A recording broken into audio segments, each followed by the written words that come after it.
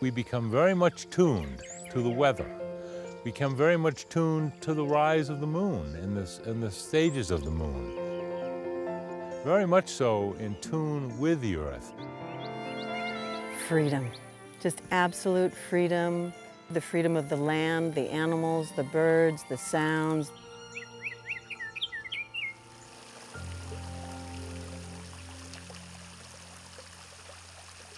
This is Blue Mountain Peak Ranch. I'm Richard Taylor. Good boy. I'm Susie Paris. There you go. Blue Mountain is an oasis in the middle of nowhere. And we are literally in the very heart of Texas, in the middle of nowhere. This ranch is about what we call eco-restoration. I just find a tremendous enjoyment out of seeing sort of nature the way it wants to be. So the goal that we have for the ranch is very simply increasing species diversity and water into the aquifer.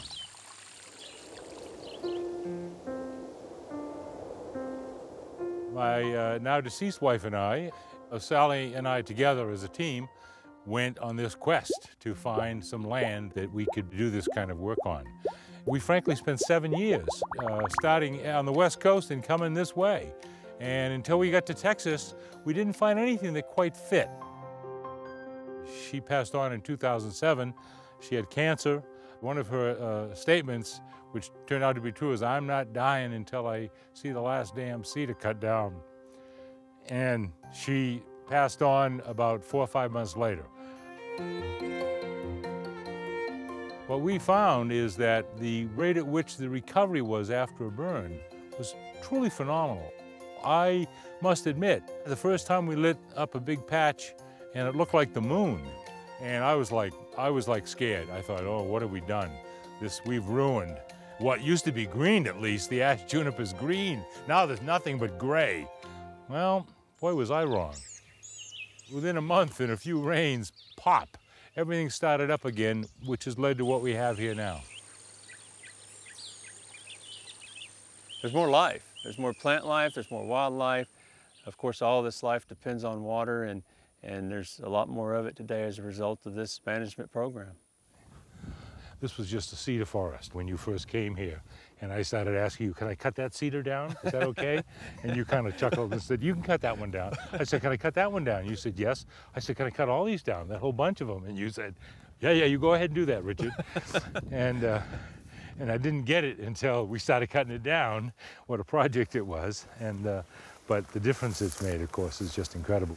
I remember 15 years ago, I said there may be potential for a vireo or two here one day, and we hear them everywhere we turn around. Yeah.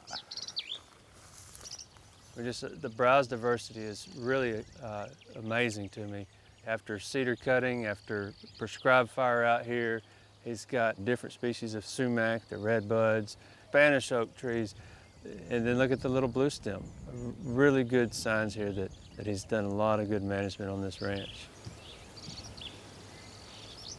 When Mr. Taylor started out, his goal was simply to increase species diversity and put water into the aquifer.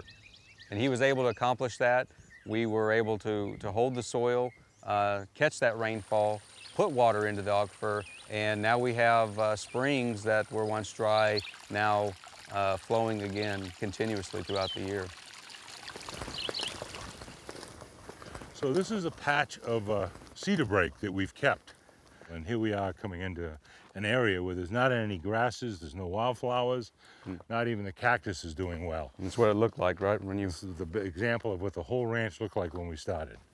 So as you begin to walk out of the cedar brake, you can see the dramatic difference from removing and burning has on the habitat.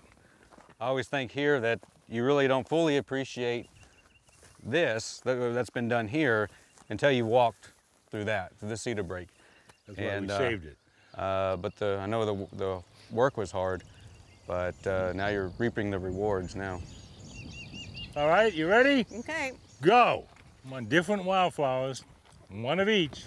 Susie, my partner now, Susie and I both mentor at the local independent school district here in Mason. One of the nice things is that we get to bring them out here and educate them and show them and what goes on at the ranch. You can kind of turn them loose, and off they go into the wilderness to have the kind of experience that I had as a kid. And it just makes me feel so grateful to be able to do that.